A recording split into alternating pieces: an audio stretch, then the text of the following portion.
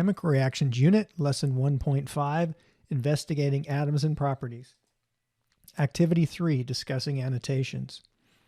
Note that substances have different properties because they are made of different groups of atoms. These groups vary in the type or number of atoms that make up the group. As we saw in the video during the last session, everything is made up of atoms. These atoms are what give each substance its unique set of properties. Atoms and the groups they form are the fundamental building blocks that repeat over and over to make up all matter. Different substances have different properties because they are made of different repeating groups of atoms. For example, oil and water have different properties because the groups of atoms that make up each substance differ in type and number. The patterns we see around us are often related to structures at a small scale that we can't observe with the naked eye. Understanding what is happening at a microscopic or atomic level can help us understand the patterns we observe at the macroscopic level. Students, reread the passage, How Atoms Make Your Orange Juice Smell Good and Your Socks Smell Bad, in the Atomic Zoom-In article. Also, review the diagrams associated with this text, gathering evidence about the investigation question. Then, use the evidence you gathered from the excerpt and diagrams to answer the question on your student screen. Repeating atoms. Some substances, such as gold, are made up of the same atoms that repeat.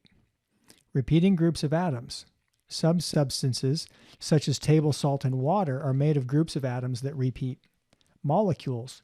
In some substances, such as water or cellulose, these repeating groups of atoms form individual molecules, each of which is a separate group of atoms. Molecules can range in size from 2 atoms to thousands of atoms. Substances made of molecules can be found in the solid, liquid, or gas phase. Extended structures.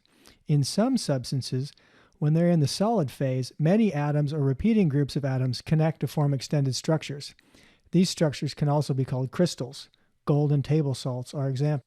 Sample 1, carbon dioxide, has a different substance and has different properties than sample 2, carbon monoxide, because they are made up of different repeating atom groups, i.e. each molecule has a different number of oxygen atoms.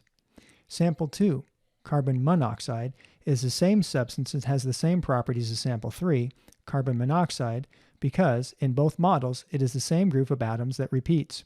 Types and numbers of atoms in the repeating group determines the identity of the substance and its properties.